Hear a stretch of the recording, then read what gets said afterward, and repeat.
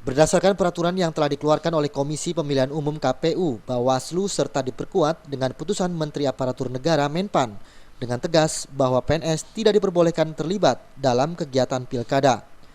Terkait hal tersebut, Menteri Dalam Negeri Cahyokumolo yang ditemui usai melantik pelaksana tugas PLT Gubernur Riau di Jakarta menegaskan, selain PNS, calon kepala daerah, petahana atau incumbent juga tidak boleh menggunakan aset milik pemerintah. Untuk keperluan pemilihan kepala daerah, pilkada termasuk penggunaan anggaran daerah.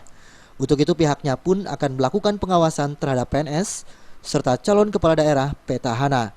Cahyokumolo menambahkan saat ini Kementerian Dalam Negeri juga turut membantu mengedarkan surat keputusan tersebut agar PNS bersikap netral dalam pelaksanaan pilkada serentak Desember mendatang. Kami juga lewat inspektorat, nanti lewat edaran, lewat keputusan, akan kami cari apa sanksinya dan sebagainya. Yang pada intinya PNS tidak boleh terlibat langsung, satu. Petahana atau incumbent tidak boleh menggunakan aset-aset pemerintah daerah, apalagi anggaran. Itu saya kira harus dikontrol ketat oleh semua pihak.